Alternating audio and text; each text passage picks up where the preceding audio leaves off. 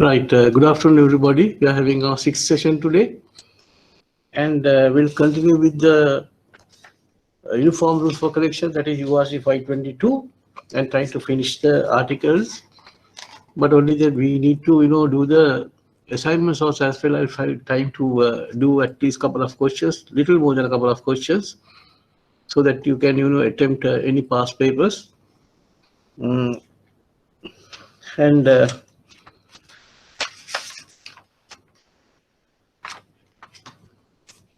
please concentrate on the baggy board. I just, summarize the area that we have done, and I put the appropriated article number in the encircle.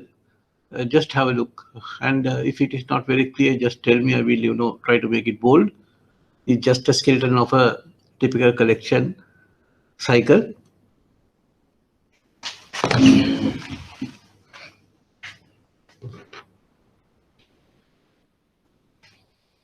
Right. What I have drawn in here is the drawee and the principal. And here what I have said is the contract of sale, that the agreement that they have amongst themselves. So drawee is known as the buyer in case of a collection, and the principal is the seller or the exporter. And make sure that you use the proper terminology when it comes to trade. In collection, you find principal, that is the seller, and the drawee, D-R-A-W-E-E, drawee, for the buyer. So this whole cycle is governed by URC 522. That's comprised of 26 articles. So this is subject to Uniform Rules for Collection 522, 1995 division. But the principal has to perform in the capacity of a seller, and he has to send the goods, obviously, and give the shipping documents to his bank called the remitting bank. And the remitting bank has to forward the documents along with their collection instruction to a bank called collecting bank. This bank is a bank which is in the locality of the drawee. If the collecting bank is unable to reach the drawee because farther away or for some reason, then on their own account they will choose another bank in close proximity of the drawee called the presenting bank. And they are supposed to deliver the documents either by DP or DA according to the instructions given in the collection instruction to the drawee. If the collecting bank able to deliver the documents straight away to the drawee without taking assistance from a presenting bank, then the collecting bank becomes the presenting bank. So what you need to know is, once again, presenting bank is the bank who delivers the document to the drawee. Now this is, I have said a couple of times, right? Now here, now you have to have a little bit of a, I think you may have drawn this. The remitting bank sends the documents along with the collection instruction subject to Article 4. Article 4 gives what are the things that they have to denote in the collection instruction. Then, this is subject to Article 24, I have not done here, 25 and 26. That is, in the case of a protest, they may have to include a clause in there. And in case of need, what the person's authority has to be spelled out. We are going to discuss today. That is Article 25. If there is a non-payment, non-acceptance by the drawee, then the presenting bank has to, inform the remitting bank. So the 26 article comes in there, and also is one of the responsibility of the presenting bank also as well. I have put number 8 here, that is Article 8 we discussed the other day. In case of a document to be created at the request of the remitting bank, the collecting bank has to adhere to create that particular document, and remitting bank's duty is to when they inform the collective bank to create a document, the form and the wording of the document has to be stated in the collection instruction so that the collective bank will adhere to the same. Otherwise, they will just create a document, and if that document is not good enough, then the remitting bank will not be able to make the collecting bank liable. So therefore, you need to read the Article 8 carefully and get the substance very clearly. Right. That is creation of document. President bank, being a president bank has lots of responsibilities. If the president bank receives the documents on the site basis, they have to present the document for payment without delay. And that is Article 6. And Article 6 further goes on. If the president bank is supposed to give the documents or deliver the documents to drawee on acceptance, they have to process the documents for acceptance to pay at maturity without delay. That's what the Article 6 says. And releasing of documents we did the other day, Article 7. And if there is an inconsistency between the collection instruction and the bill of exchange, how we are going to tackle that, Article 7 says. Article 16 says, with regard to presentation, that is payment without delay, right? Remember these words, without delay, right? Article 19, that's that article that we intend discussing today. That gives the partial payments. Then 21 is the what you call the interest. 21 is in the charges, and 26 is the one that I said. If there's no acceptance and non-payment, the president bank has to revert back to the remitting bank, and there's a qualification. We discussed that also as well. Then when the presenting bank delivers documents, if it is on a DP, that is subject to Article 18 we discuss, right? So documents against payment means at the moment that you release the documents to drawee, presenting bank should be in a position to repatriate the monies to the collecting bank or to the remitting bank simultaneously.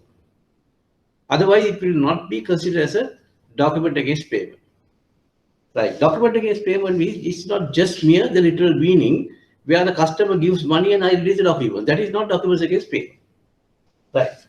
Article 18.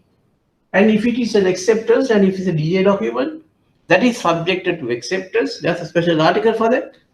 That is Article 22. Now this is the sum of the or the summary of the collection. If you know this at least, and the application of articles appropriately, you should be able to tackle any question of the collection. Right. Hope my drawing is clear enough and the fonts are okay. And if it is clear enough to trace it, just make a nudge so that I could erase it off.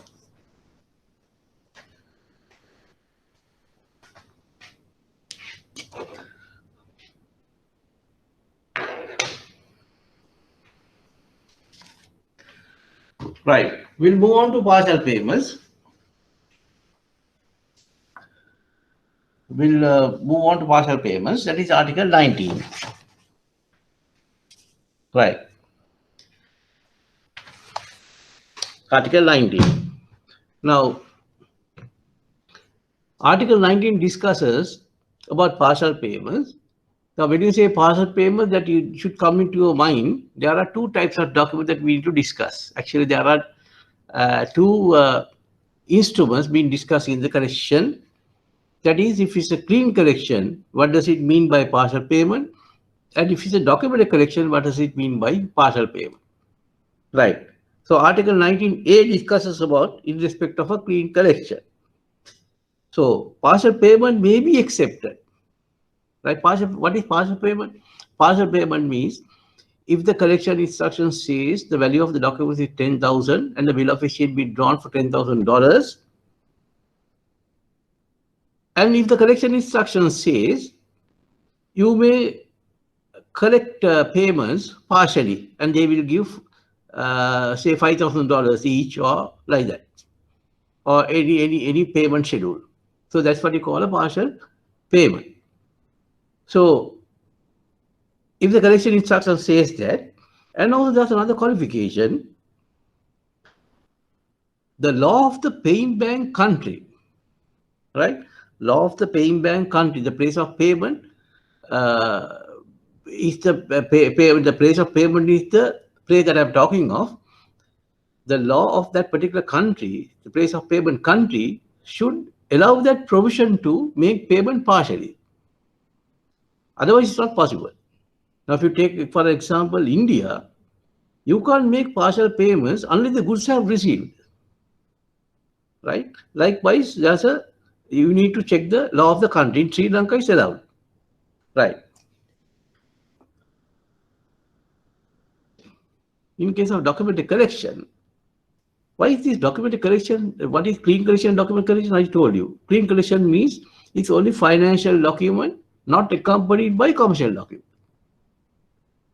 Then what do you call commercial documents? What do you call this? Document collection means handling of financial documents and commercial documents, handling of financial documents and commercial documents, or handling of commercial documents only. So document collection could be with or without a financial document. So partial payments which relate to document collection means, now if the customer says that there's a little bit of capital block of his, and also when the documents are received, bank will be demanded for payment by him, and but then the customer says to the bank, it's a fair request, right? Customer will say, the goods have not arrived, so by the time the goods are arrived, I will make the payment. In the meantime, you accept partial payment. Sometimes it practically happens like this. Say, some banks or some principals, they attach two sets of consignment in one document, right? Buyer may have ordered a couple of consignments from the same supplier for the same goods, but they have attached the documents together, right? So 25,000 each consignment, when the bill comes to the presenting bank, it becomes a 50,000 bill. But there are two sets being attached or incorporated. But the vessels are coming in two different intervals. So when we demand the payment from the buyer for $50,000, that's what they call DP, $50,000, he will say, it's not reasonable for me to pay $50,000 because only one shipment has arrived, and I will pay for 25,000 now, and 25,000 after 2 weeks or a couple of weeks time, and the next vessel comes. Fair enough. So it's a very fair or a genuine request by the drawee. But this article says, unless otherwise specifically authorized in the collection instructions to accept partial payment, President Bank is not supposed to release documents partially. Now that's a very important point. Customer will have a very fair request, a genuine request. He will have a documented proof of saying that the consignment has not arrived. But if the documents are attached to one collection instruction, one covering schedule, then the bank cannot release documents partially, excepting unless otherwise is specifically authorized in the collection instruction. So read very carefully the Article 19, paramount important, right? And it article further states, if you are accepting partial payments nevertheless, right, say $50,000, 25, two consignments. So if the article says you are not supposed to do if the collection instruction not be stated. Nevertheless, if you accept payments, 25,000, you can't release the documents until you receive the full receipt of payment. You can take the money, 25,000 each, in different intervals, but you are not supposed to release the documents until you receive the payment in full. So those are the very important ingredients you find in Article 19, and this particular Article 19 is very, very fascinated by the examiner. So get it very clearly. And there are lots of questions in the past paper source as well. Get your head and read over and over again the article 19. We see the same substance. Once I explain, after reading it, it will be not difficult to understand. Right.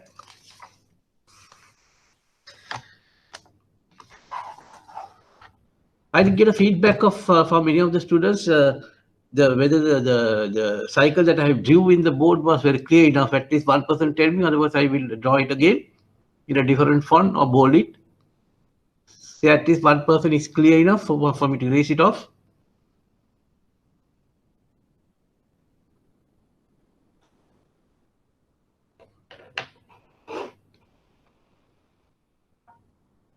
Right. Thank you, Patum Johan. I will erase that off.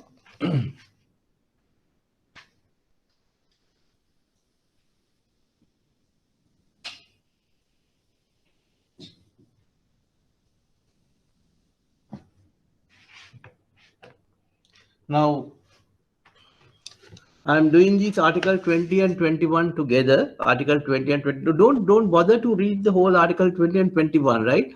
You read what I'm telling you to do, that's all. Otherwise, it's become a headache, right? Unless you are a trade practitioner, you need to read the whole thing. It's a 2-page document. It's a huge ask from a student, right? So I'm doing 20 and 21 together, and with a little bit of a refreshing of Article 4B, change your page, Article 4B, Roman 10. Article 4B, B for Bertie, then Roman, 9, Roman 9, right? So I don't know how I could read to all together, but that is how I am going to apply now, right?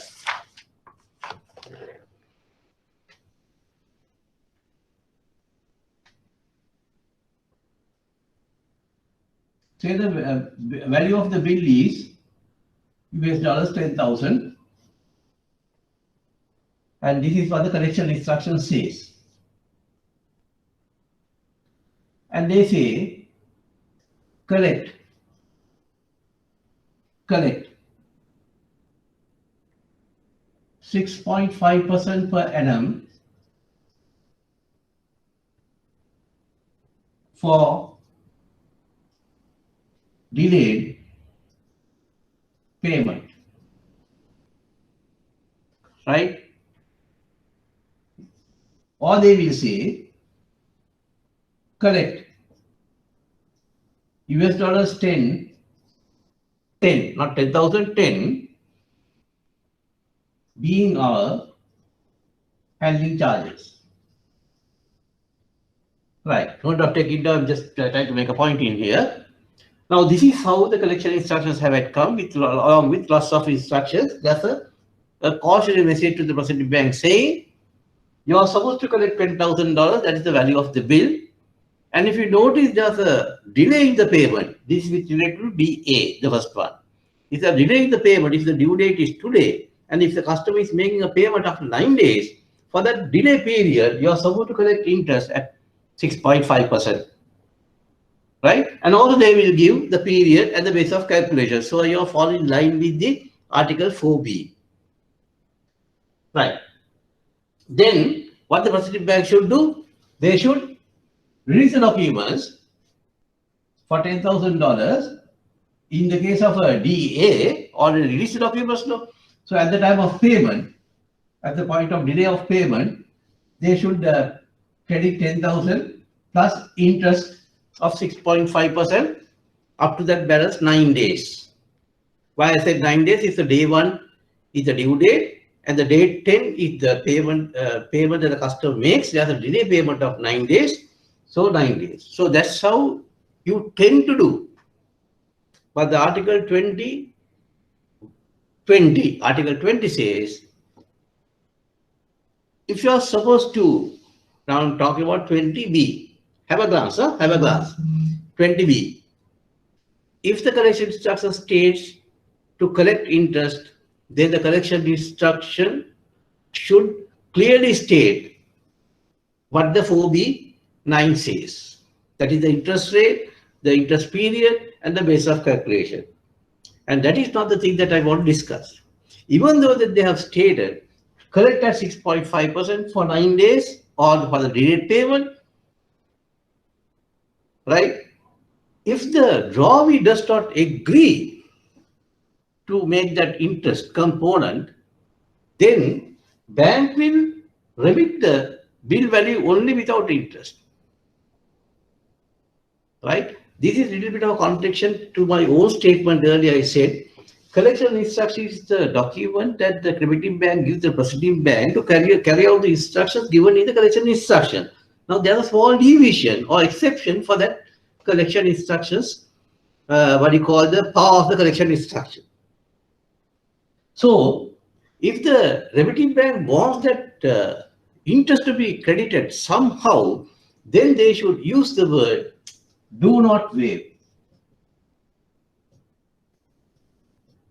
Do not waive. Do not waive. Do not waive charges at the drawee's request. Possibly the expression like that has to be stated in the collection instructions. Otherwise, bank will not collect interest if the drawee do not accept it. Right? That's what Article 20C says. Right? So mere stating to collect interest, the bank will not collect interest if the drawee opposes it. But if the collection instruction says do not waive, then there's no question of bank has to ask the concurrence of the buyer. Bank will debit the customer account for further amount being interest for the day. Customer will not have a choice in there. Right. Second one. Now we are shifting to Article 21. It says collect $10 being the handling charges. Same thing. Bill value is 10,000. So it's on the DP terms, and bank is tempted to debit 10,050 equivalent in rupees to the customer. Because customer will say no. In my contract of sale, I have never agreed to pay any foreign bank charges incurred by him. This is stage. So therefore, I am not prepared to pay the $50, even though it be stated in the collection instructions. So the bank will not go back and communicate with them. That type of communication will not happen in trade, right? Bank will not communicate. Instead, bank will release the documents for the value of $10,000 without collecting the charges. Article 21B, right? But in that collection instruction also, if we stated do not waive at the drawee's request, then there's no question that the customer can reject. But if the customer rejects the foreign bank charges, despite the fact that the do not waive clause be there, then the bank cannot release the documents even for 10,000. Bank will hold the documents and return the documents back to the sender. Right? So that is the Article 20 and 20B. So 20 and 21. 20 discusses about the interest, collecting of interest. 21 talk about the charges and expenses. Same application. Right? So you read, try to understand. It's not necessary to read also, but by reading it, you can get that fine terminology in the article so that your structuring of answer will be polished. So therefore, you can read it. Otherwise, it's not necessary to read. Right. Article 20, A, B, C read. Then Article 21, A, B read. Right.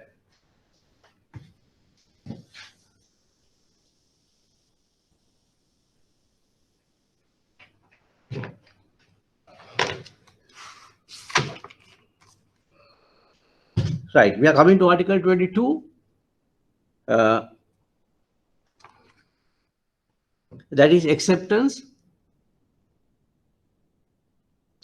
right? Presenting bank is not responsible for the genuineness of the signature or the authority of the signature. What is this acceptance? Where the acceptance comes into play? When the presenting bank receives the document under DA, presenting bank is supposed to detach the bill of exchange and give the drawee to accept. Right? That's what you call accept. Accept means don't take the literal meaning where I give and you take. That is not the acceptance. The drawee has to discharge on the face of the bill of exchange which the bank gives, saying accepted under fiduciary capacity. Not under his personal name, but under fiduciary capacity. Say A. Fernando is a part of a particular company. He has to say that particular company in a rubber shop or a frank and say partner or a director. That's what they call fiduciary capacity. So once the bill of exchange being discharged like that, that becomes the accepted bill of exchange, and in turn the buyer becomes liable to pay. So the accepted bill of exchange will be retained by the presenting bank and release the rest of rest of the documents to the drawee for him to clear the cargo. Expecting the drawee to come and show up at the due date, and the bank will debit the customer's account and repatriate the monies according to the collection instructions, bank's details. If the drawee does not come despite the fact that it's responsible to pay, then the presenting bank is not liable. Not liable. Right? This is not the first thing I'm telling you. This is a repetition of the thing that I'm saying, because why I'm repeating is so important. Right. So I told you, when the presenting bank will detach the bill of exchange and give the drawee to accept. When he accept, right? When he accept, we take the acceptance as it is. Say a company, one of the directors come and he accepts the draft. The bank is not going to, that is the trade division will not going to see the specimens of signatures recorded in the bank and in the memorandum articles of association. Whether this particular person is authorized to sign or not, the bank is not worried. If the company's rubber frank being stated and if the person has signed, that will be taken as a form of the acceptance. Now, this is some strange thing that I am telling you according to banking practices in the other department. When a customer comes and asks for a balance order, you try to verify the signature, right? But in trade, you don't verify signatures. Presenting bank is responsible only for the form of the acceptance. Form of the acceptance, the way that he accepts. Form of the acceptance appears to be complete and correct. Right? Appears to be complete and correct. You have a glance on the Article 22, it states like that. And also it states further, however, the presenting bank is not responsible for genuineness of any signature, or for the authority of any signature. Right? So those are the two things that you need to remember very carefully. Why I'm saying that is because it is something peculiar for your normal practices in other divisions when you're working in the bank. Especially if you are working for a bank for more than a couple of years' time, this statement could be a strange statement. Right? In my forum, as a student, if one of your officers or executives are representing, you find this is very strange, because any document you put onto your table, you try to verify. But in trade, it will not happen. Right? So that is accepted. 23, you just read it and try to understand. But I will tell what a promissory note is. I think I told you in the first session or the second session what a promissory note is. The bill of exchange is a thing that that is drawer issues a bill of exchange to drawee. Bill of exchange, there are three parties: drawer, drawee, payee. So drawer issues a bill of exchange and signing the bill of exchange on the right, what you call the bottom right hand corner, and it's drawn on drawee. So the drawee has to pay. If I draw a bill of exchange, draw means I am issuing a bill of exchange, signing by myself, and to one of the students in my forum, that particular student is liable to pay because he or she is the drawee of the bill of exchange. But in the promissory note, it's not like that. Promissory note is similar to bill of exchange, fine. But when I draw a promissory note, when I issue and when I sign the promissory note, I make a promise that I will pay to the promisee. So I become the promisor. Right? This is not the correct way of pronunciation, but then to make the spellings right, I is pronouncing that way, is promisor and promisee. So I am signing in the capacity of a drawer. In other words, I am the maker of the promissory note. Right? That's the difference between a bill of exchange and a promissory note.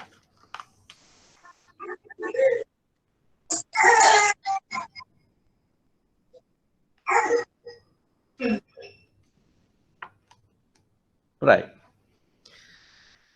Now we try to conclude the article somehow.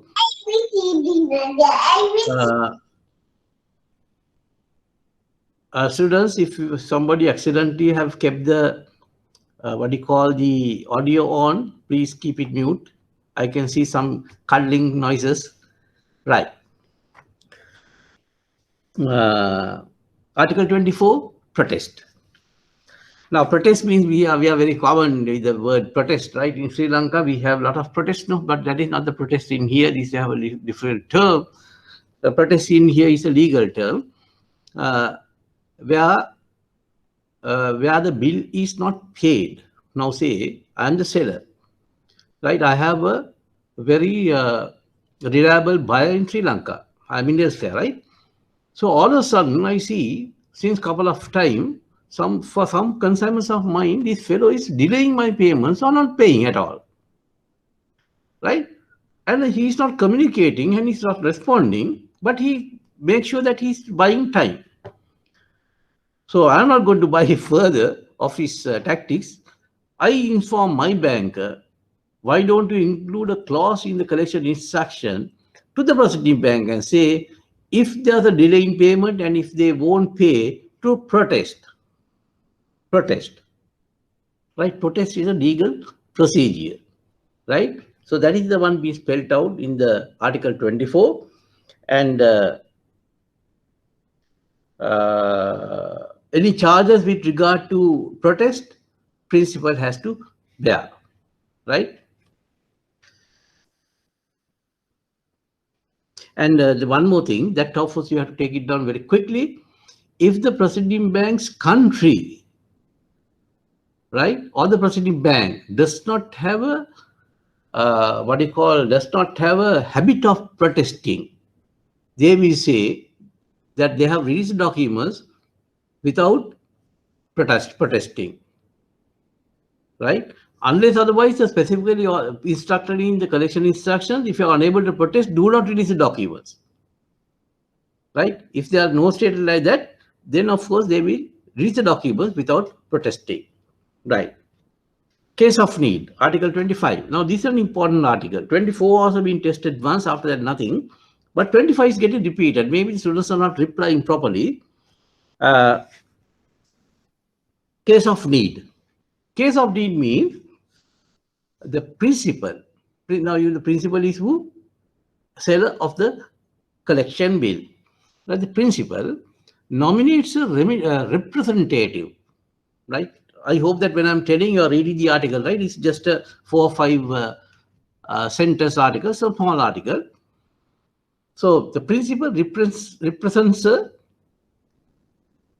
nominates a representative, right? Principal nominates a representative to the collection instruction, saying that in case of non-payment, non-acceptance, right? Principal nominates to the proceeding, the remitting bank. In turn, they will include a clause in case of need. So the proceeding bank receives the documents along with the collection instruction. They see the in case of need person's name. So if the buyer do not pay, then they are supposed to communicate with the representative. So the representative is there to take care of the interest of the principal, right?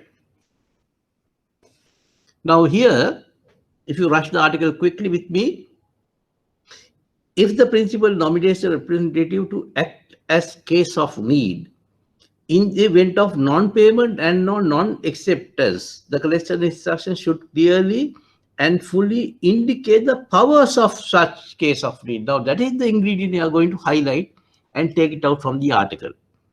So just merely mentioning the case of need person in there will not be good enough. The remitting bank should say to the presenting bank clearly the collection instruction, what power has been rendered upon the case of need. Just making a name in there won't do, right? What are the powers being empowered to the case of need, right? In absence of such, third point, in absence of such indication, bank will not accept any instruction from the case of need. So the bank is going to disregard, right? So there are three ingredients, right? So fish out that very carefully and take a side note of it and study after that. That's how you read and understand an article, right? Article 26, I want you to consider it on Article 26C3, right? I'm not telling you to read the whole thing. Read the Article 26C, Roman 3, right? Advice of non-payment and or non-acceptance, right? So the presenting bank is supposed to inform the remitting bank, you look at the, what you call the cycle that you do in the first thing in the afternoon. I may have said that presenting bank is supposed to revert back to the remitting bank if there's a bill pending, non-acceptance, non-payment. Obviously, if there's no case of need, there's nothing to mention there. No, if there's a case of need, of course, you can communicate. Otherwise, they have to revert back without delay, revert back to the remitting bank and say, bill remains unpaid or bill remains unaccepted. Or you can say, bill accepted but remains unpaid. Anyway, you have to communicate with the remitting bank. And you wait for the further instructions of the remitting bank, what else you have to do. Now, we are informed, right? If they tell you to, if they tell the presenting bank to send back the documents so that they could file legal action, then it says, if you can read with me and if you can catch the line that I'm reading in the article, just see, in such instructions are not received by the presenting bank within 60 days after its advice of non-payment and or non-acceptance, the documents may be returned to the bank from which the collection instruction was received without any further responsibility on the part of the resident bank. So we have already said that the documents are not taken up or not paid or not accepted. We have told them in a SWIFT message. And we are waiting for the fresh instructions from the remitting bank. And if such instructions not been received by the remitting bank, not received by the presenting bank, within 60 days after the advice of the non-acceptance, presenting bank, it says presenting bank may release the documents to the sender, right? May release documents to the sender, right? It doesn't say should be sent, maybe. So if they can use the discretion of sending the documents 6 days from the date of advice of non-acceptance.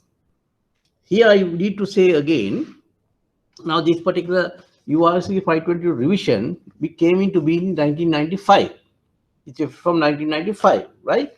After that, our local government authority instructions being changed. So there's a little bit of bearing on this particular number of days. Can you remember that I told you, in case of a DA document, advance payment, right? When you do an advance payment for an importation, and the goods have to come within 6 months from the date of remittance. Can you remember I'm telling you when I did the methods of payment? If there's an advance payment being done for the value of the goods, and such goods did not come within 6 months from the date of remittance, then the bank is supposed to report to the central bank. So 6 months means 180 days. If you take it like that, right? 180 days. So therefore, if you what you call return the document within 60 days, there's a little bit of contradiction with that statement.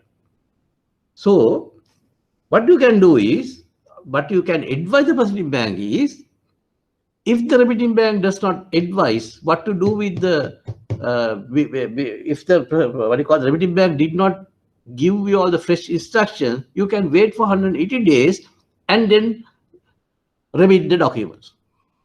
Right? If you do so, you will not have a clash with the advance payment regulation and here. Right. So that's end up with the articles as far as possible in a nutshell, in a concise manner. In a live class, of course, I may have done more, but I thought these are the most important articles going through the past papers. And don't worry, I will do few questions of past papers also next, I think in the next session, coming to URC, right? So you have to read and come the articles, all the articles that I did, plus the article 6 and article 6 and article 23, that is promissory notes. Yes, and the rest of the articles also, right? Rest of the articles, only the articles that I did read and come, right? Now we'll go to I think you may have got the hard copies. We'll go to a small exercise. We'll see how we are going to tackle that off.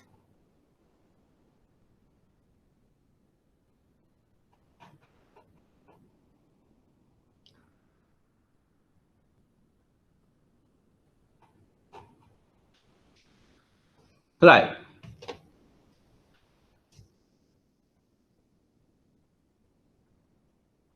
There are 3 elements to be fulfilled in a check. 2 of them are payable on demand and should be drawn on a banker. What is the other? Yes, what is the other? Can one person quick enough to put a nudge quickly as possible? There are 3 elements to fulfill in a check. 2 of them are payable on demand and should be drawn on a banker. What is the other one? Yes? You should take only a couple of seconds to apply for this. We are turning the pages, right, and trying to find out. Delay says that to me. Can anybody reply to that? There are 3 elements to be fulfilled in a check. 2 of them are payable on demand and should be drawn on a banker. What is the other? Yes?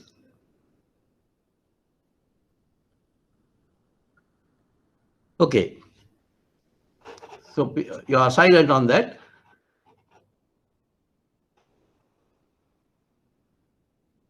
What is the other? Can anybody respond?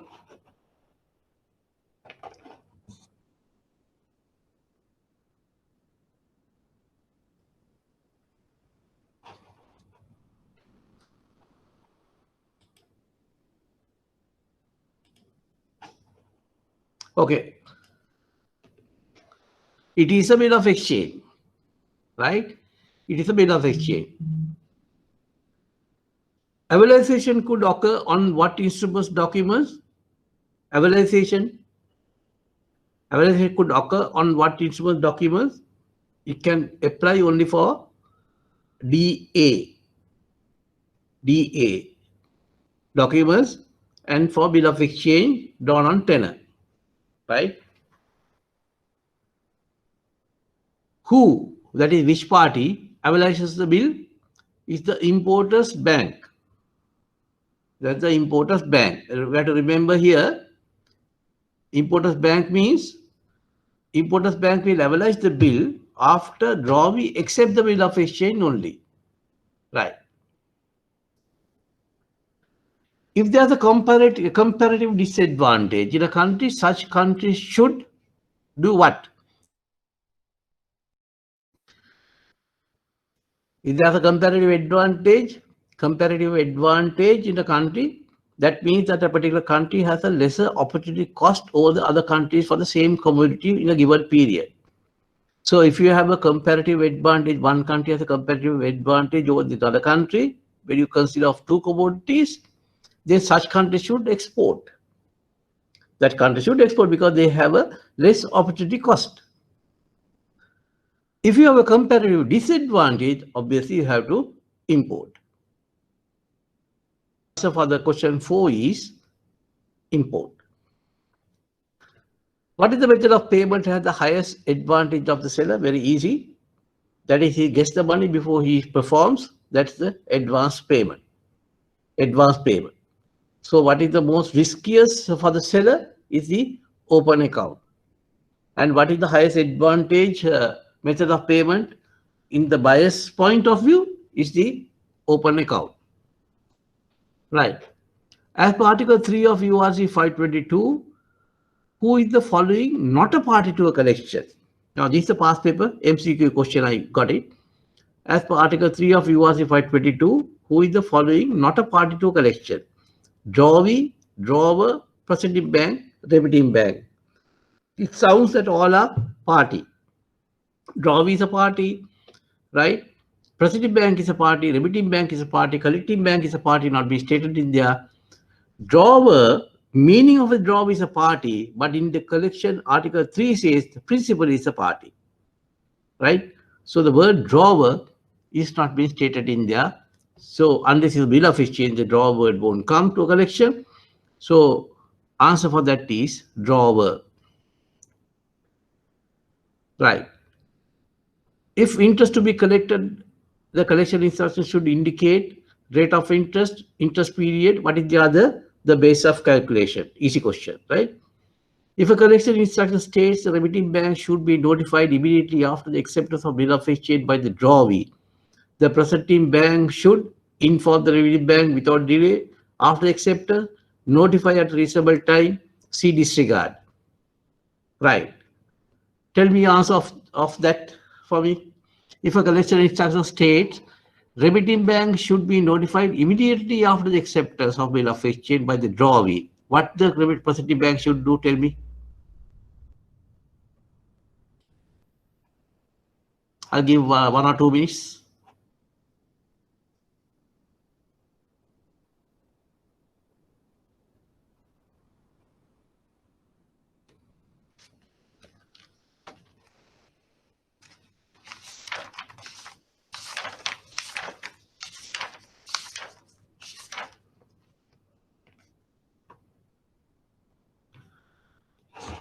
Right. Now you have to concentrate on the Article 5 presentation. It says uh, expressions such as first, prompt, and immediate. Expressions such as first, prompt, immediate, and the like should not be used in connection with presentation. And nevertheless, if you use those words, first class, prompt, immediate, like that, as soon as possible, if you use that, then the bank will, yeah, bank will disregard. See,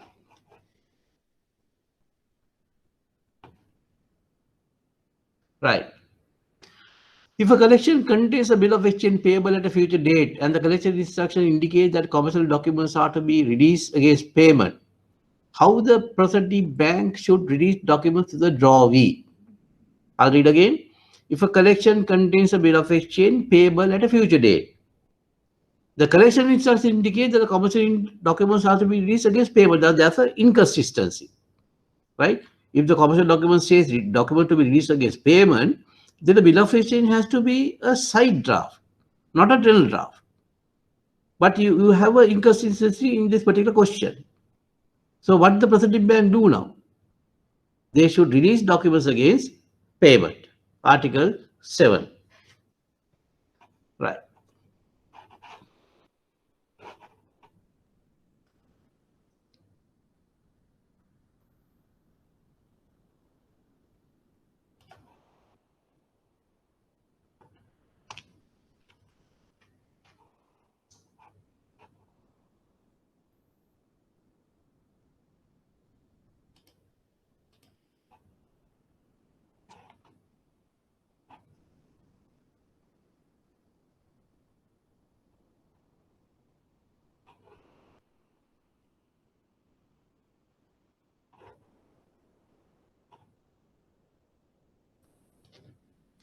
Right. Give me a couple of seconds.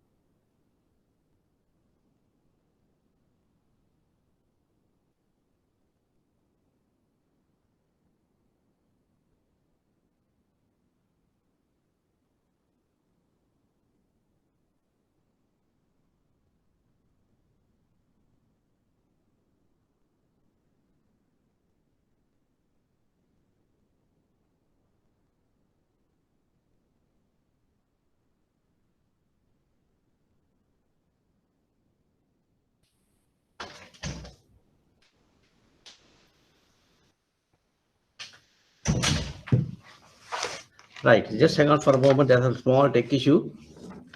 I might get assistance quickly as possible. In the meantime, after that, we'll try to concentrate on the forex. I have given an assignment, but I don't know whether we can do the assignment today itself because we have a lot of concepts to do.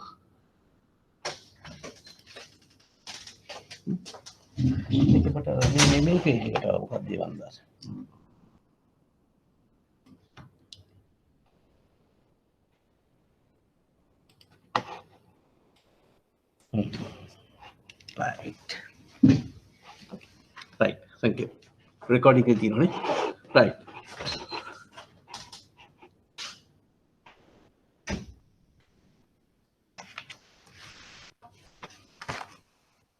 Now,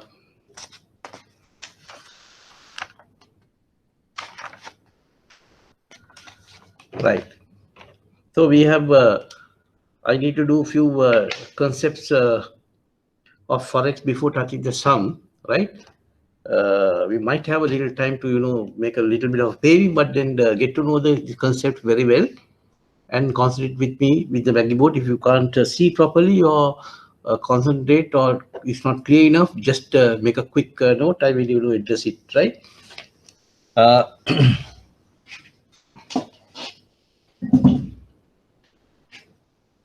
will take through scenarios where the exchange rate is getting devalued and appreciated.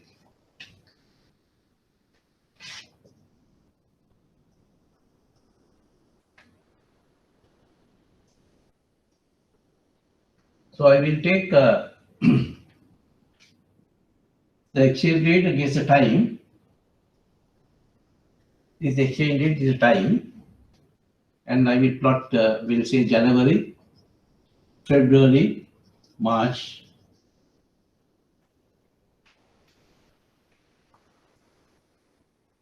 and we'll take a what you call a trend graph like this, a descending curve.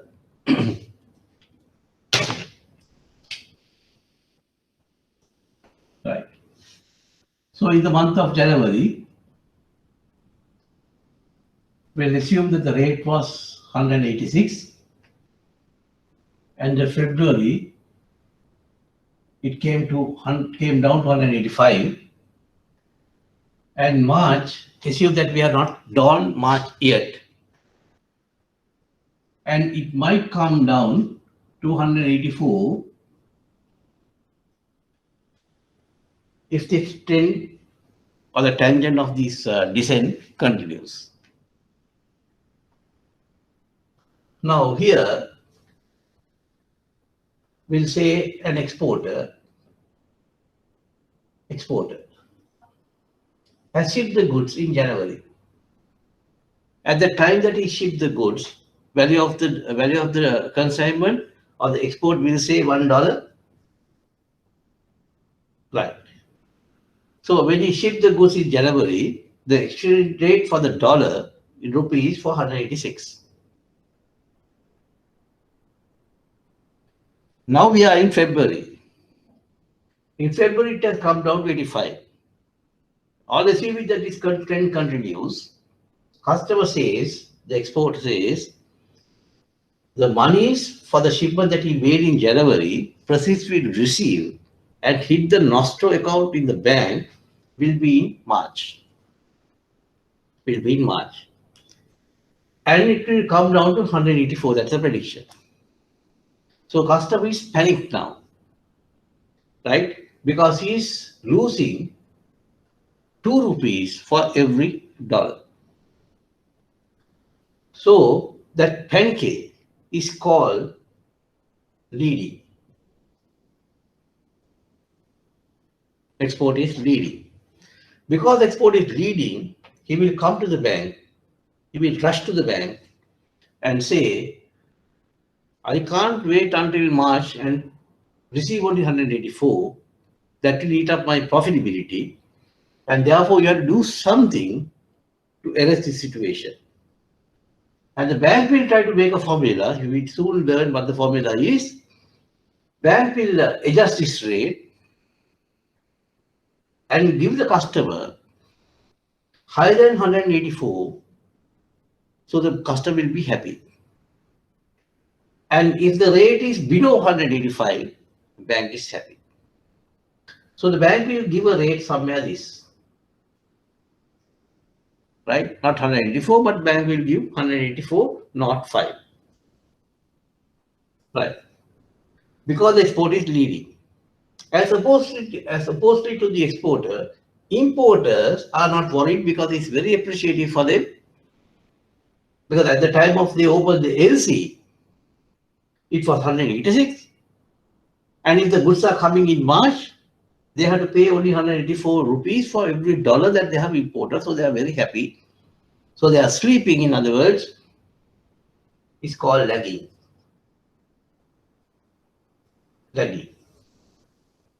Right. So we'll take a mirror image of this. Now this is what happens when the exchange rate comes down. When the exchange comes down, this is the sense when the rupee getting strengthened. Rupees getting strengthened. Right. We'll take the other way around. Exchange rate against the time. Here you get January. It was 184. Here February, 185. March not yet dawn. It will go up to 186 if this trend continues. In this case, what happens? Customer has, who the customer now? The importer. Importer sees this trend, that's a devaluation of rupee, and the exchange rate is going up. And he opened the LC at the time of opening the LC in January, it's 184. After 2 months, when the documents come, it has shot up to 186. It will shot up to 186. So he will rush to the bank because he's panicked now. Rush to the bank, and bank will quote rate below than 186. Customer is happy. If it is above 185, bank is happy. In this scenario, importer is leading, and export is lagging.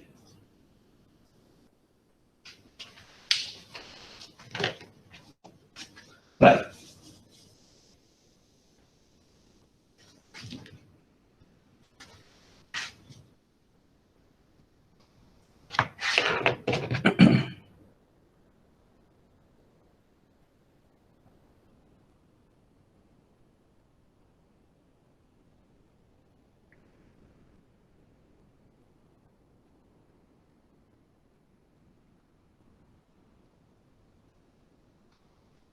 Right, take down this quickly.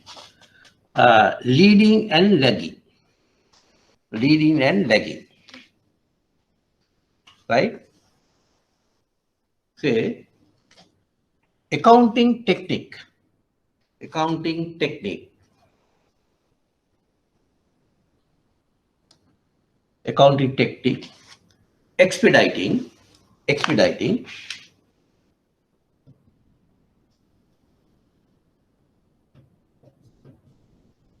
expediting, expediting,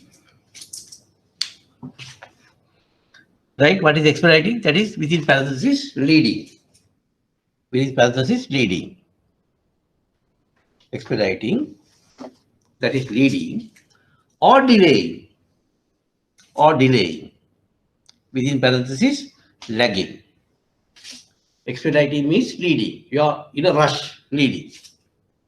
Delaying means you are sleeping, right? You are not woken up, you are lazy, that is lagging. It's a technique, what you call the accounting technique of expediting or delaying receipts and payments. Receipts and payments. Receipts and payments. Receipts means exports. Payments means imports. Receipts and payments of cash, of cash,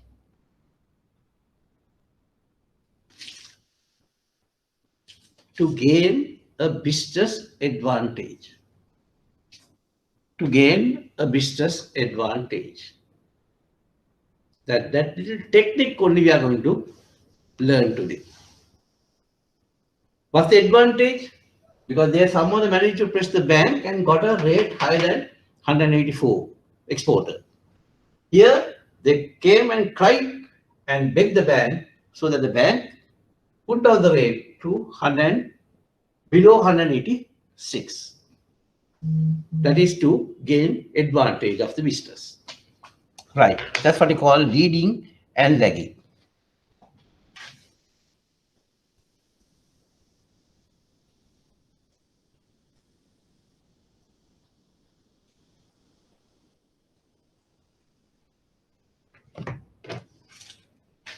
Right. You are going to take down with me, along with me. Say $1 sale for 1 month against LKR.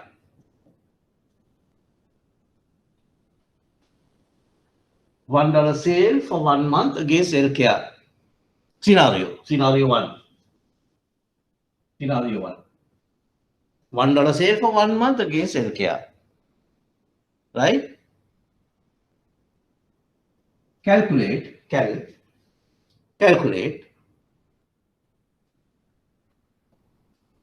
1 month forward rate.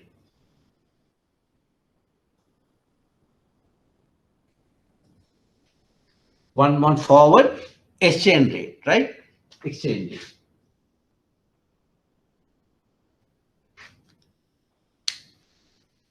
$1 sale for 1 month against LKR. Right? Got it clearly? Fine.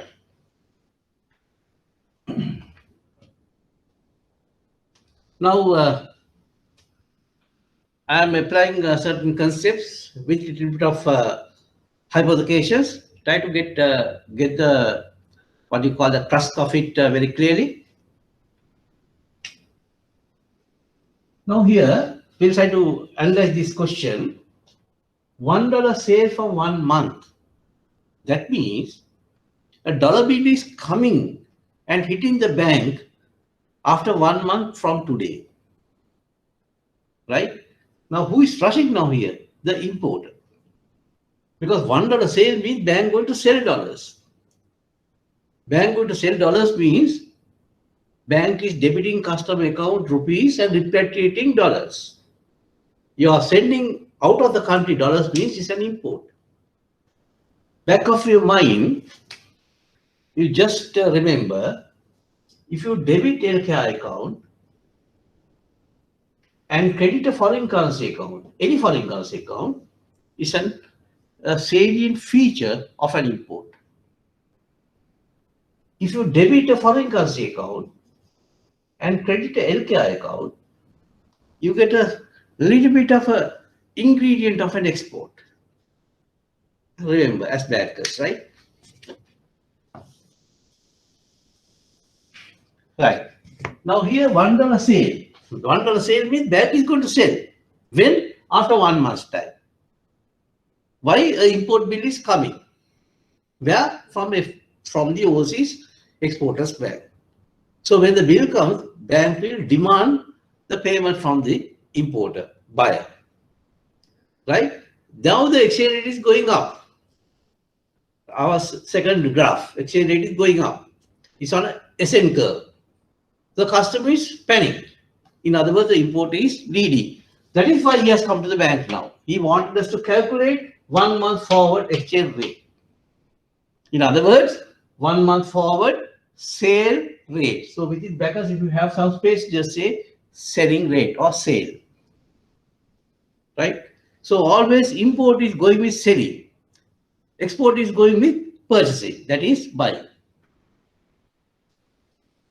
Right. Now this happened in day one, and you are expected to calculate on the day 30 the rate. Day one rate we should know. So day one rate will assume USD to LKR is a spot rate. It's a spot rate. You know what is spot rate? 2 days delivery from the event date. Right? Our customer get debited today, but the customer account will credited 2 days after today. Understood? That is what called spot. Spot means not the mark or a what you call a symbol or something like that. Spot means 2 days delivery, 2 business days from today. Right? It's a value date. Spot. So spot rate is given known on the day one. So on the day 30, that's after 1 month's time, when the bill comes, what happens? If there's no request to calculate the forward exchange, then under normal scenario, what the bank will do? Bank will debit the customer. If the value of the document is $1, customer in rupees, right? Debit the customer's LK account at the spot rate. And credit the nostro, which is a foreign currency account maintained by the bank, nostro account for $1. Now this is the possible entry that the bank will pass at the import division on the 30th day. That is in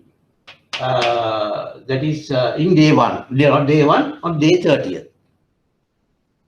But when the customer comes and tells on the day one to book forward, citing that the documents are coming after 1 month's time, then bank cannot pass this entry.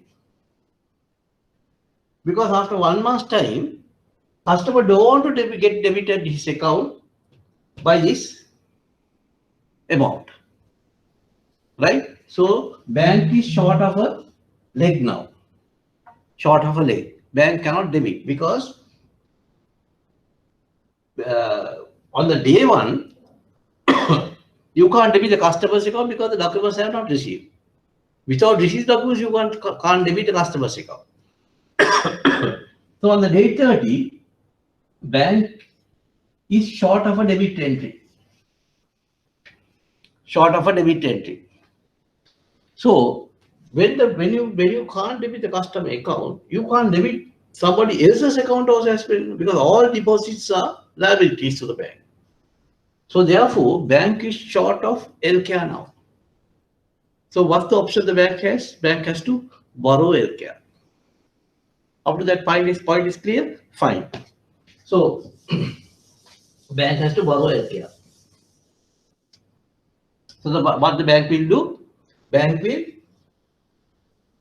will borrow LKR.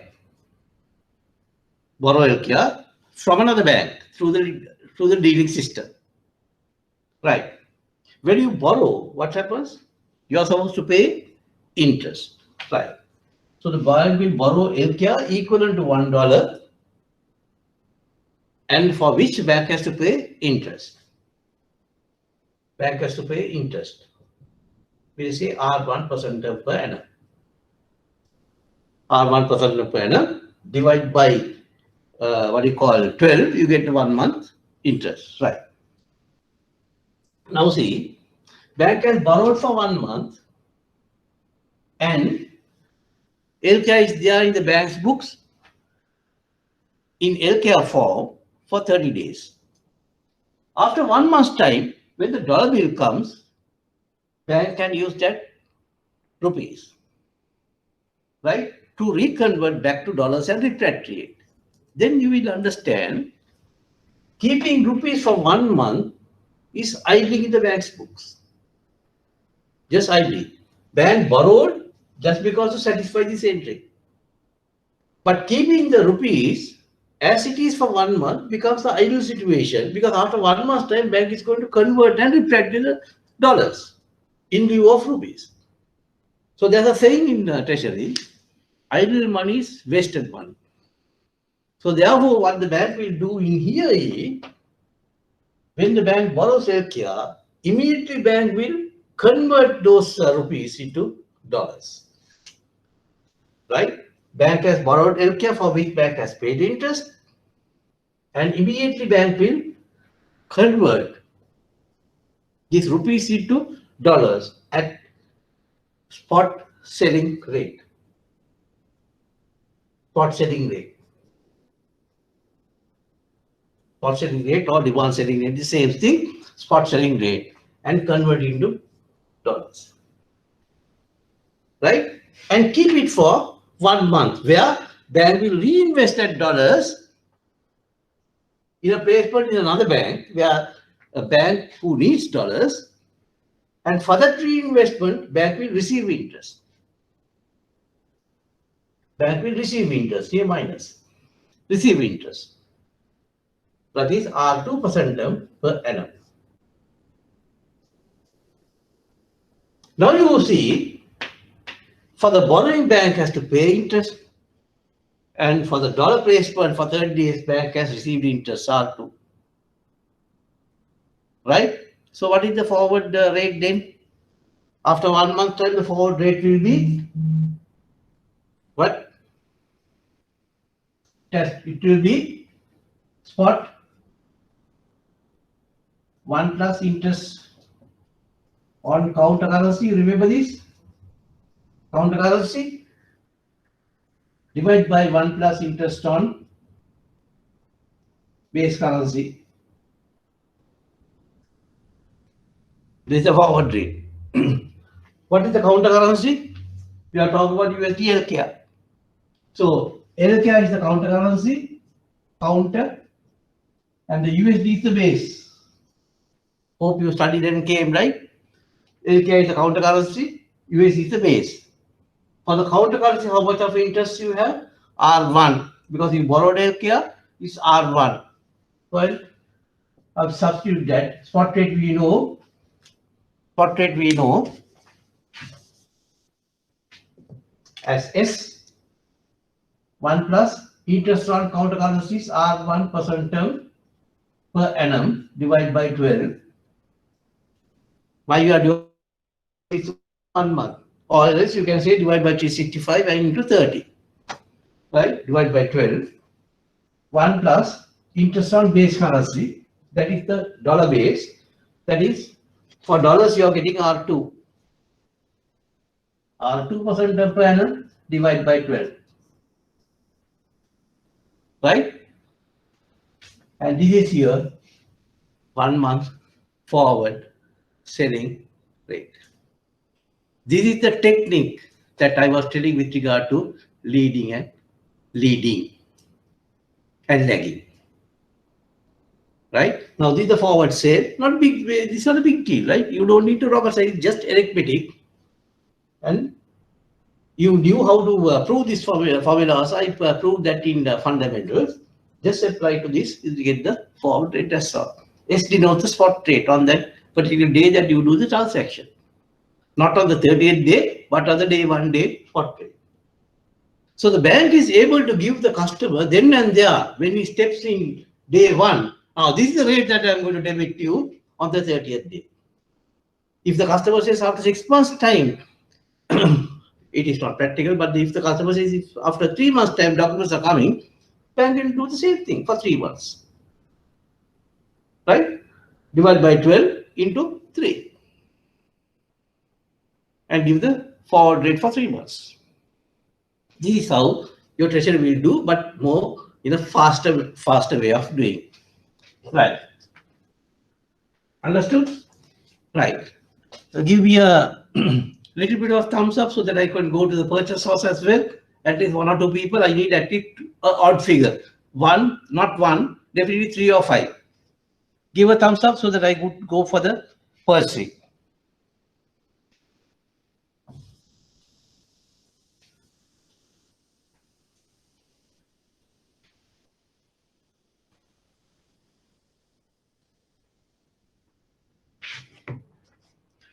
Right. One more should come. Any thumbs down? Still you are welcome to say. Then I can have a little bit of a slow pitch on the second one. All a thumbs up, right? Right. Thank you once again. If you have anyway, if you have people who are understood to have a little bit of a stigmas, you can get it eliminated with the second scenario. Right. Take it down with me. The second scenario.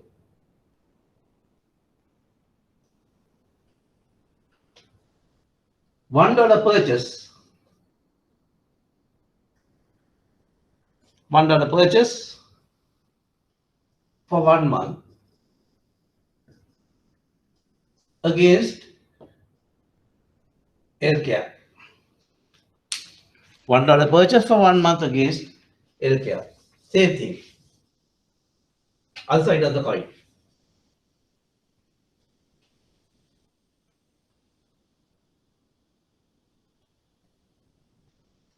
$1 purchase for 1 month against LCAP.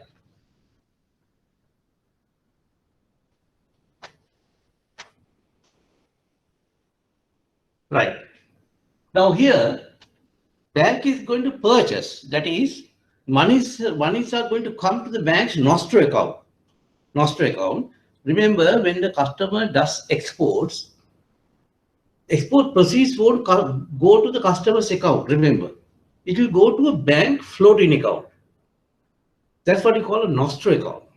Nostro. It's a Latin word. Our account with them. Nostro. Right? So it will come to a Nostro account. So bank has to debit the Nostro account and credit the customer. That's how the bank do. Right? It won't go direct to the customer account. Right. So after 1 month's time, $1 will come and realize in the Nostro account in the bank. But by that time, rates are getting, what you call the exchange rate is, if the rupees getting strengthened and the exchange rate is going down. And today it was 185, after 2 weeks time, it's 180. It never happens in Sri Lanka. I'm taking a teacher scenario now. Right. So who is the guy who is panicking now? The exporter. He's pleading. He's pleading. So on day 1, customer comes and tells you to calculate 1 month forward buying rate. This is your task now. 1 month forward buying rate. Right. On the day 30, if the customer did make a request of this, on day 30, if there's no forward exchange booking required, day 30 bank will debit Nostro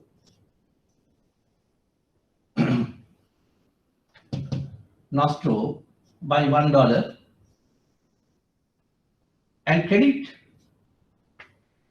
customer's account in LCAR.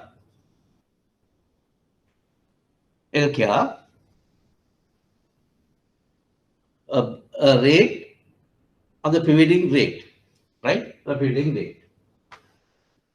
So customer don't want to receive less money like that. That is why he requests the bank to calculate.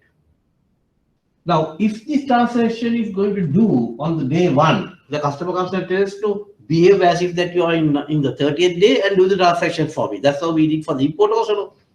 Right. So if we try to debit now the Nostro account, now see, monies have not come to the Nostro account on day one. In day one, monies have not come to Nostro account. So when you debit the Nostro account, you get overdraw. You can't overdraw Nostro accounts. So therefore, this account is not possible, or this leg is not possible. So therefore, bank has a problem now. Bank has short of a leg now. Nostro account. Nostro represents dollars. So bank cannot debit dollar account or any other else's dollar account. Now bank, in other words, short of dollars. Short of dollars. Earlier the bank was short of rupees. In this case, the bank is short of dollars. So in this scenario, bank will borrow dollars. Bank will borrow dollars, for which bank has to pay interest. Bank has to pay interest. Pay interest or 1% term per annum. Keeping dollar for 1 month become idle dollars because after 30th day bank has to pay rupees to the customer. So keeping dollar itself is a wasted money. So the bank will immediately convert these dollars into rupees at the demand buying rate or spot buying rate. Spot buying rate, bank will convert into LKR and reinvest this LKR for 1 month. For bank will receive interest or 2% per annum. Now you see, you get two interest components. This is for the base currency and this is for the counter currency. Then you can calculate the forward rate. The forward rate for 1 month will be spot of today 1 plus interest on counter.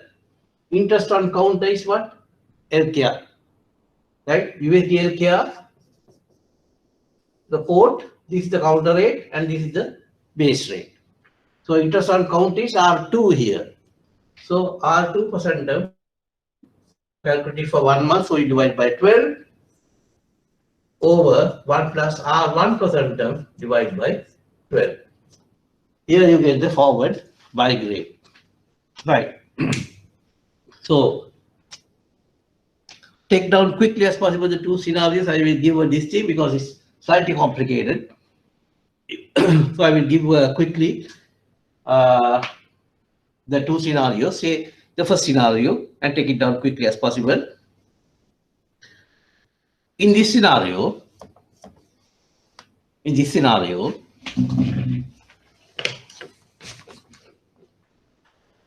bank will borrow rupees. Just don't say rupees. Bank will borrow LKR. Bank will borrow LKR. Bank will borrow LKR. For which bank has to pay interest R1% term per annum. For which bank has to pay interest R1% term per annum.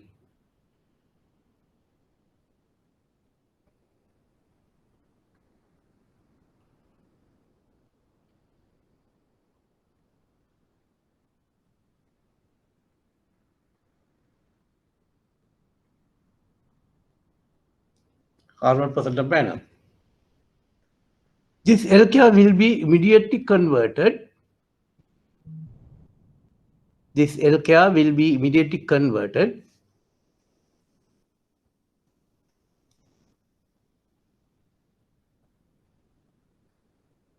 at spot selling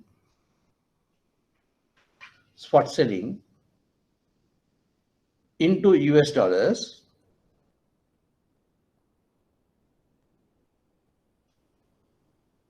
and reinvest for 1 month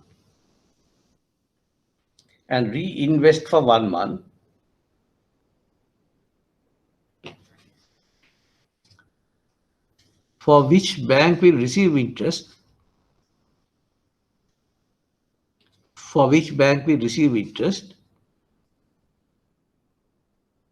are 2% per annum.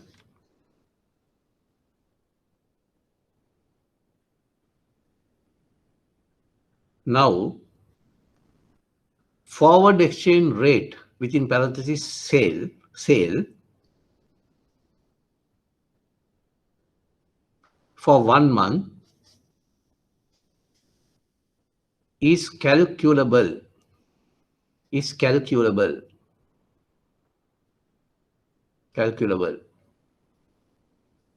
right?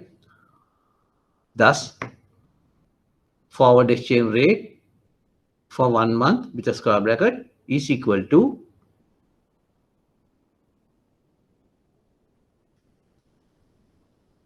spot into open brackets 1 plus interest on counter close brackets over 1 plus interest on base. And rewrite again spot open brackets 1 plus R1% term divided by 12 close brackets over 1 plus R2% term divided by 12.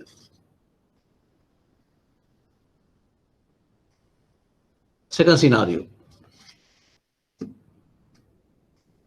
In this scenario,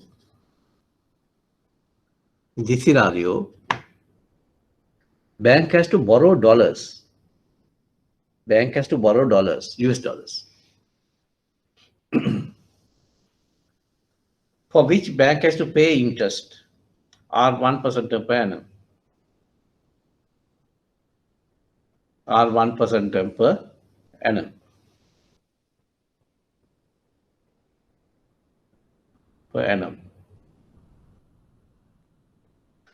These dollars will be immediately converted.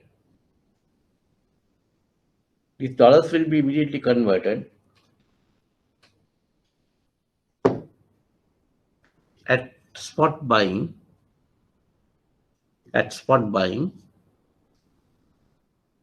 into LKR and reinvest for 1 month.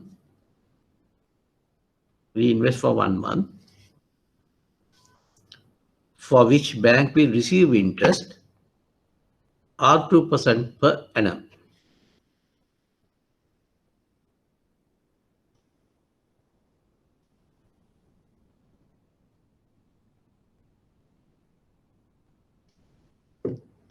Now the bank can calculate the 1 month forward buying rate. Now the bank can calculate the 1 month forward buying rate.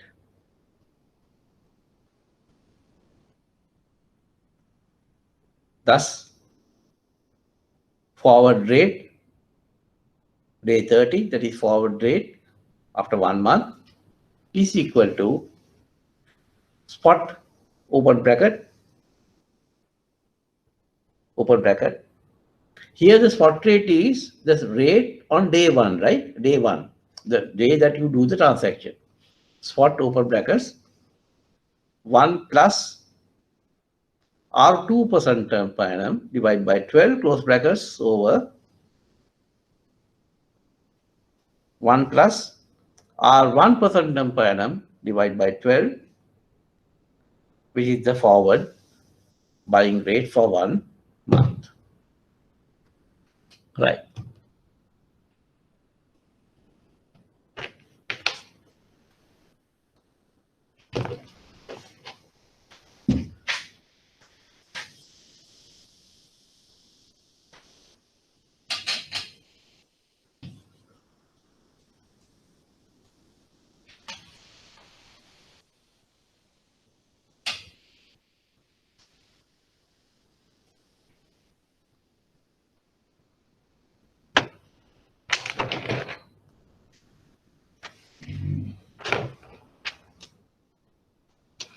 Right.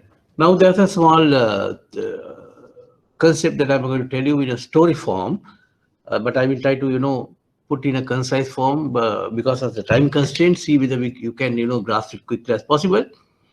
Say an exporter comes to the bank and say the same thing, right? But I will give a different period. Say that he has an export uh, that he's going to do the what you call do the shipment within a couple of weeks time. He will give a story, right? Now he's seated in front of me. I'm in the export division, export manager, and he says that I'm going to do a shipment after a couple of weeks time, and for which I'm going to get the proceeds after some time. So the bank is the bank that I am calculating the way that the customer is saying, I'm making notes of it. So in the what you call in his story of jargon, he will say certain important points I am taking down. So he will say within 2 weeks time he is going to make a shipment for which documents will be present. What you call the proceeds will come after so many months, and it will hit the NOST account. Now, why the export is seated in front of me? Because he notices the rupees are getting strengthened and they getting strong and getting appreciated, and therefore the exchange rate going down, and he will get less rupees when the proceeds are getting realized because the exchange rate has gone down. Right. So he wants, in other words, to book forward. Right. That's what he's pressurizing me. Now we are in July. The customer is coming July 1st. No, July 1st. We are in July 1st. The customer comes and tells me about this shipment and receiving of the payment after uh, 6 weeks time. So when I say 6 weeks from July 1st, it goes to August also as well, because July has 4 weeks and it's on the mid month of July, mid month of August. So, but to make it sure, I will ask the customer, are you sure the money won't come? Now we are in July 1st, no? There are 4 weeks there, no? Are you sure the money won't come in July? He will say negative. There's no possibility at all the money will come in the month of July. Then I will ask, when will the money will come in August? When the money will come? Then he will say it could be either will come on the first week of August or in the second week of August. Either way, it will come within 2 weeks' time. Right? I'll put the question again to the customer. So are you sure that the money won't come in July? He will say negative. There's no way that he could do the shipment before July, and therefore the money will not come obviously in July. So that particular period for the month of July, we are seated on July 1st. After July 31st, we'll take only 30 days. We are assuming all days are equal. That is, on a 360-day basis, we are calculating on treasury sums, right? So for the whole 30 days, money won't come. So in other words, no financial transaction will occur for this customer story for 30 days. That is for the month of July, right? So that particular period you call is a fixed period. Fixed period, F-I-X-E-D, fixed period. No transaction is done. During the fixed period, customer is liable, listen carefully, customer is liable for the fixed period and entitled to enjoy the fixed period also as well. I should have said in the other way around. Customer is entitled for the fixed period, also he is liable for the fixed period, right? He can't go back his word. Now we are moving to August. August, the customer is not very sure when the money will come. He will say either on the first week of August or on the second week of August. So in my thinking, I will give the full month for him. Let the money come in the first week of August or the second week, third or the fourth week. So the whole month I am giving as the option month. So that period is called the option period. If the customer said in the first house said the money won't come in July, neither in August, but it will come in the third week of September, then I have 2 months fixed and 1 month option. So your task is to, when you read a story like that, right? Now this is a story that I have given you all today. When you read a story like that, you need to calculate immediately as quickly as possible what is the option period and what is the fixed period is. That is the first task that you need to do. Right? So don't get frightened. Now this is the type of sum that you get. It's a lengthy one, right? So I will teach you all how to read the sum also as well to save time. Right. Now you are going to read with me. I hope that all have this what do you call this paper with you. I'll put it on the screen also as well.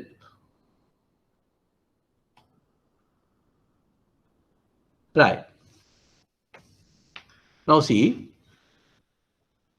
good if you have the hard copy near you so that you read off the copy that you have, so that any important things that you can highlight or make a small note of it. You are very now here. Now see, in all these sums, right? All these sums, right? There are 3 or 4 sums I think in this handout. I think there are 4 sums. 4 sums. It's in the same pattern, in the sense you get this you get this storyline, right? This top part is the export leg, right? The second part is the import leg. So when you read, you should be able to find out whether it's the export leg or the import leg. The way that they have expressed, you should be able to find out that. Now see, your valid customer John Limited is an exporter. So that itself, that's a export leg. Right. So we'll read the first one. Your valid customer John Limited, right. Before that, there's something else also I need to tell you. Now you get these 2 storylines. After that, you get a grid like this. You get a grid. Then you get another grid also. In between the 2 grids, you get a paragraph also. We are going to read now. Right. Now after that, I want you to make this habit on the first day itself, so that you will, refrain from reading from top to bottom and bottom to top, right? So read the first one. What is to be required, right? I have given the answers also here. Calculate, the C is VC for the calculation. Calculate the exchange rate for the forward exchange contract for the import described in the base of calculus. So they are asking for you to do the import leg first, right? Import leg first. Then the second one is calculate the rate of export shipment. So there are 2 export shipments and 1 import leg, right? So we'll do the export leg first. That is the Roman 2 first, and see whether you can understand, right? And I want you all to concentrate fully here. And if you do not understand a little bit, don't be shy. Immediately make a nudge in here with a thumbs down. I will repeat it, right? So, right. Read with me once again. The first paragraph, that's the export leg. We are hitting the Roman 2 of the requirement. Your valued customer, John Limited, is an exporter of goods from Sri Lanka. It has received an export order to the value of 200,000. The shipments are to be made in 2 equal installments of $100, 100 euros each, to be shipped during the 6th and 10th week from the date of contract. The proceeds of each shipments are expected to be received in Sri Lanka during the 2nd week of from the date of shipment. Right.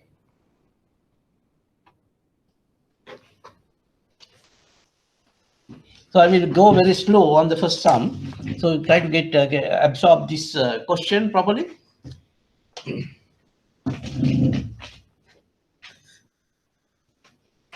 It says, it has received an export order to the value of 200,000. Now this is a storyline. The customer says, seated in front of me, shipments are to be made in 2 equal installments. So there are 2 export shipments being discussed in here. So we do separately. So on the first export shipment is for 100,000 euros. That being shipped during 6th week from the date of contract. 6th week. 6th week from the date of contract. The proceeds of each shipment are expected to be received in Sri Lanka 2nd week from the date of shipment. 2nd week from the date of shipment. So total time lag is 8 weeks. Total time lag is 8 weeks. In other words, from the date of shipment up to the receipt of funds, it takes 8 weeks. That's why I said I am taking short notes. So I calculated the way that he is telling is 8 weeks. Right? Now I need to find out from these 8 weeks how many fixed and how many options. Right? Now we have a small assumption. If not, usually the sums will carry the assumption. I also did not put the assumption, and if you do not get that assumption underneath of the question in the exam, you have to make that assumption when you're constructing the answer. The assumption is 4 weeks equal to 1 month. The factually is not correct, but we have to take that assumption to this to do these sums, right? 4 weeks equal to 1 month, right? So every month we'll have how many days? 30 days. How many days in February? 30. How many days in July? 30 days, right? How many days in December? 30 days. How many days, total number of days for the whole year? 360 days, right? That's how you do the forward exchange and forward buy rates, right? So 4 weeks equal to 1 month. So this is the assumption.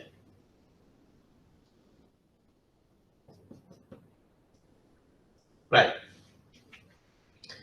Now we have total number of weeks, 8 weeks. 8 weeks. So divide by 4. Divide by 4. When you divide by 4, now students, you are not going to use the calculator, right? If you use the calculator, you go wrong. Right. Divide by 4. When you divide by 4, that is 8 by 4, you get 2. 2 without remaining, right? Right? Now we want to figure out what is fixed and what is option. So anyway, you have to give 1 month option because option period is the period that the final transaction will happen. So you have to give 1 month for the option. The rest will be fixed. So you get 1 month fixed and 1 month option. Right. Now I have a small exercise for you. Do with me. I will waste about 5 minutes for that. You are going to take down with me parallelly. This is the option. This is the fixed period. You are going to calculate, tell me quickly as possible within seconds how much of options and how much of fixed period for the given total number of weeks. Right. 4 weeks, 8 weeks I need now, 16 weeks, 21 weeks.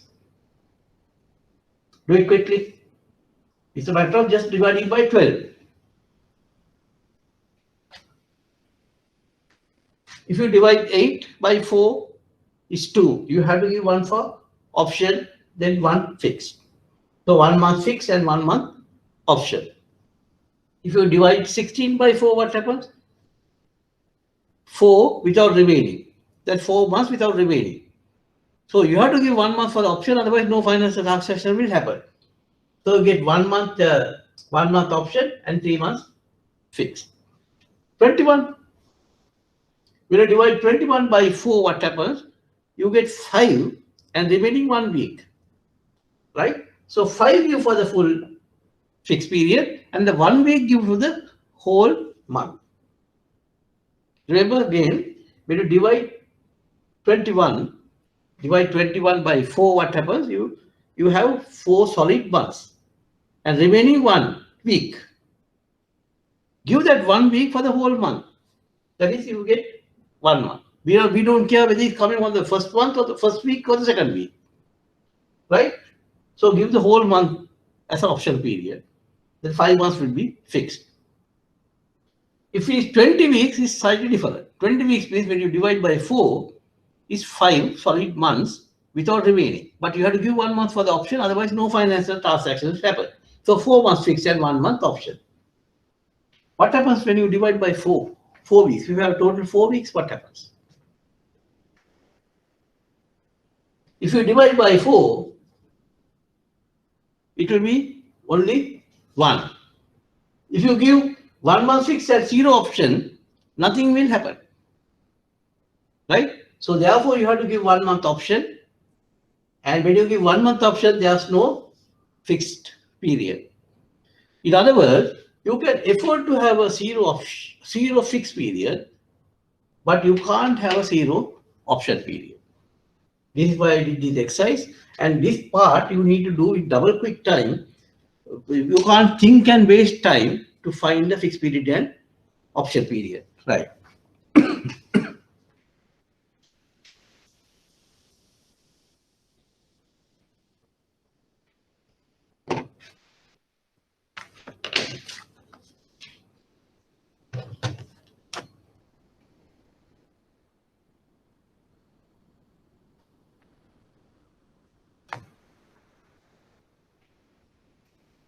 Right.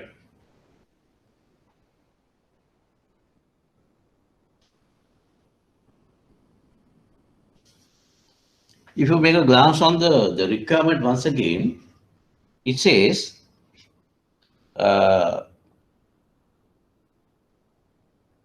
calculate the what you call the rates, describing the base of calculation. So you have to give the base of calculation. Most of the students do not write that properly. It attracts either 1 or 2 marks according to the question, according to the way that they have allotted the marks, right? So for 1 or 2 sums, I will give the base of calculation. You take that as a template or a model. You can adapt the same thing for the rest of the questions as well. Take the base of calculation, and the caption will be first export shipment.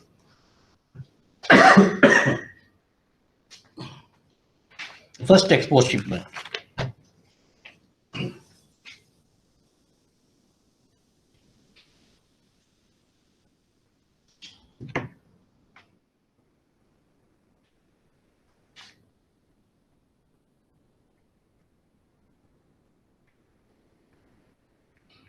Have you made it? What about that? I thought you stacked it. Okay.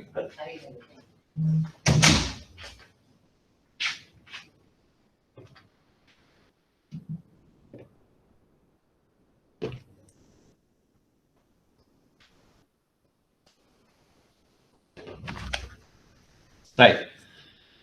First export shipment, say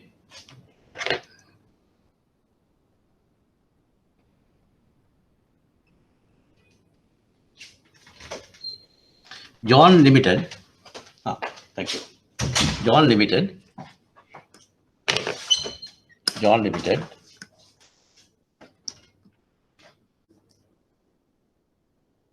We'll have to effect this shipment.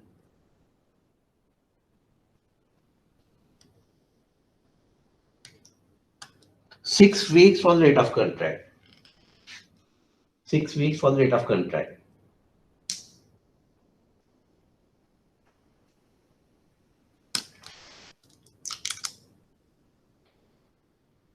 It will take further 2 weeks.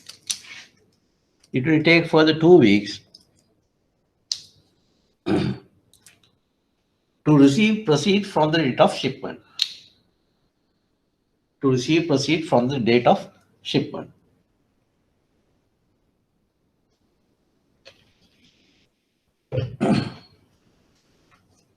This is for the date of shipment. Therefore, contract will have to be booked. Contract will have to be booked.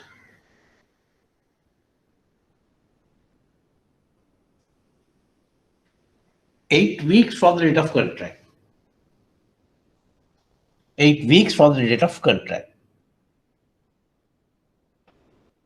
8 weeks for the date of contract.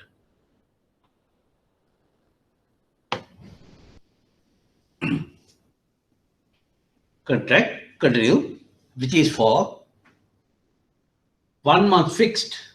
Get the spellings right. It's FIXED. 1 month fixed.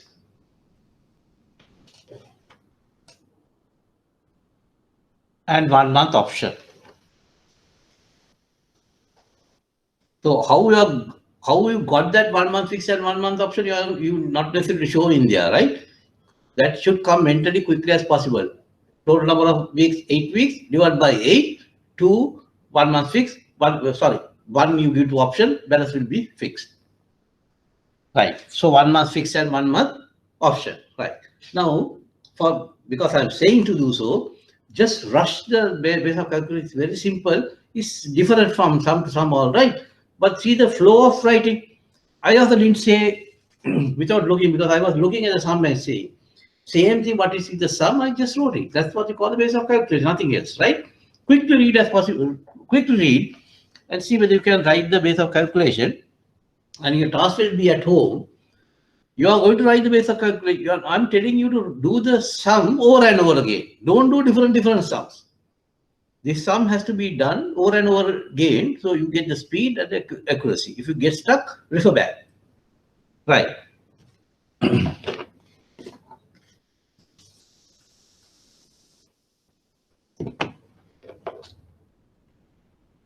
So we have 1 month fixed and 1 month option. That's the first task. Now, the monies are coming in which form? Euro form. This is the only concept I should be able to do it, because there's only 10 minutes left, right? So monies are coming in Euro form now, right? After 1 month, after 8 weeks, right? So Euro. When the money comes and lands in the Nostro account, this euros has to be converted to LKR. That's the bank's task, and given the customer. Right? Now, euro to LKR hard DD market. Hard DD market. Therefore, euro has to be converted to dollars, and dollars have to be reconverted into LKR. The other day I told you this. Now that part you are going to write it down. Now with me, say, now this is not the answer for this question, but I need to do this concept to tackle this thing. So therefore, you are going to turn into a different page and write the concept and make a link to the questions. This is not the answer for this question, right? Right. It's a concept. Say, euro to LKR. On top, you can write for your future reference, conversion euro to LKR.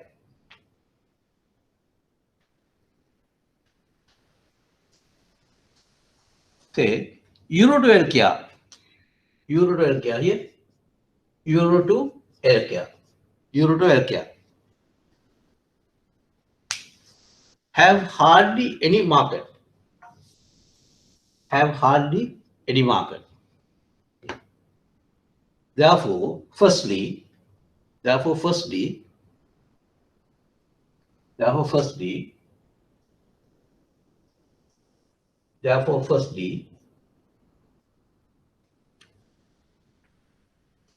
down this. Therefore, firstly, euro has to be sold for dollars. Therefore, firstly, euro has to be sold for dollars. You can denote by this. But write like that, the way that I'm saying, in the parenthesis, you can denote like this. Euro has to be sold for dollars. That's what this arrow says. You are selling dollars and purchasing euro. That's the first leg. Euro has to be sold for dollars. Secondly,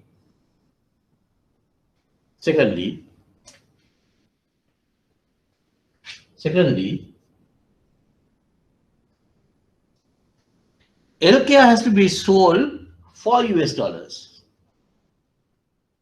Secondly, LKR has to be sold for US dollars.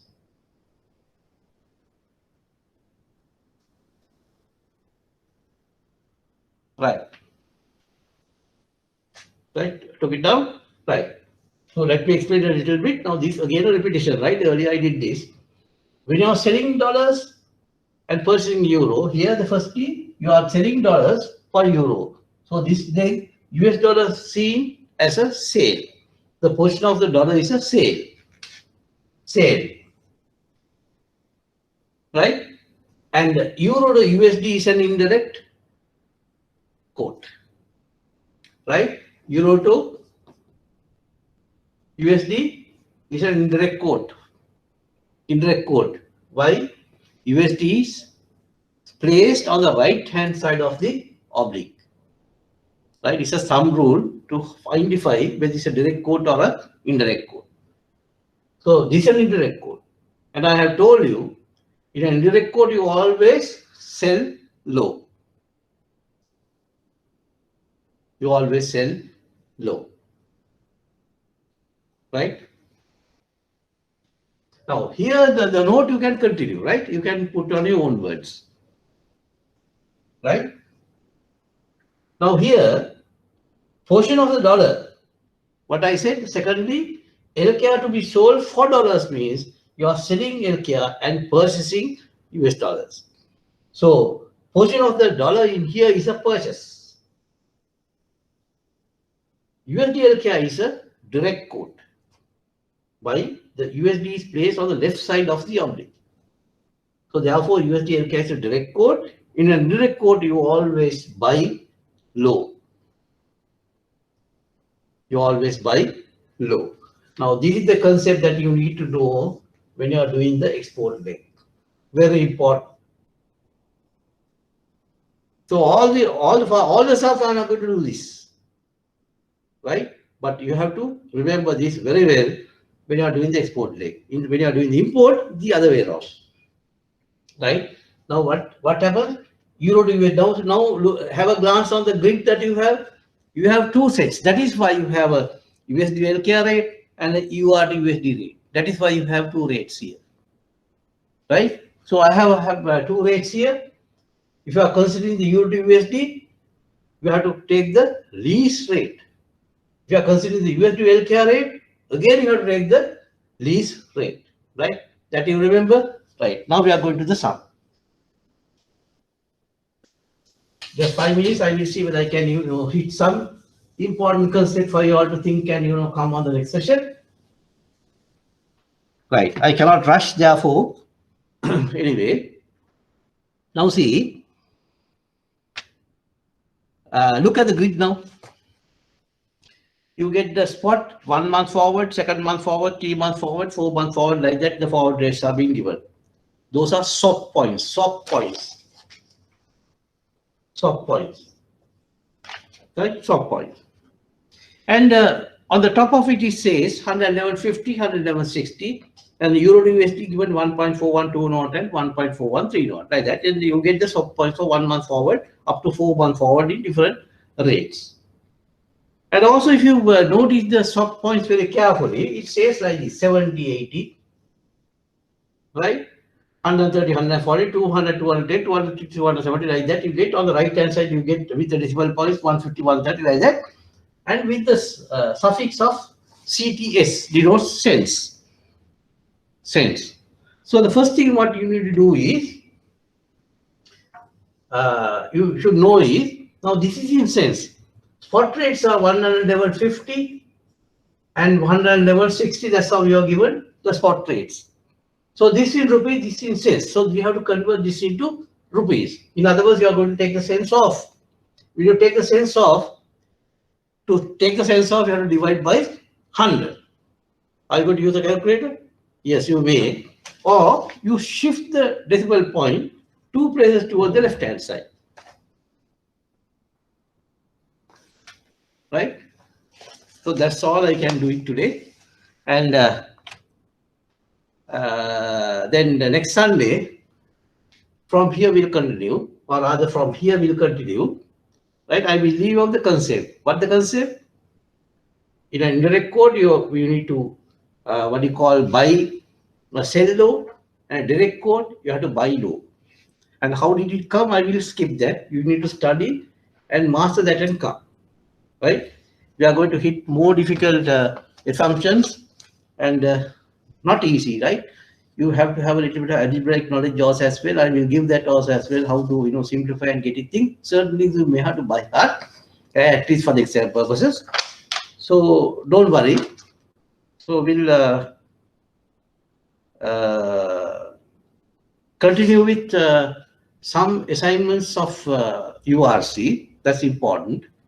And I will make a little bit of pay for the Incoterms next time, right? Incoterms, and do the forest. Forest will go until end because I have a 6 session time period for this, what you call the forex, right?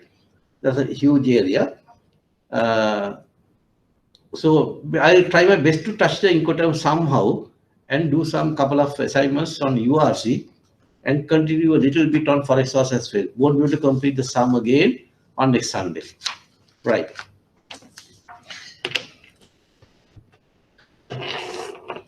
Right. Up to that point, if you understood, or if you have any gray area, just tell me. I can wait for another 1 or 2 minutes maximum. My time is up actually. At least some note if you can give me. It's good before I go.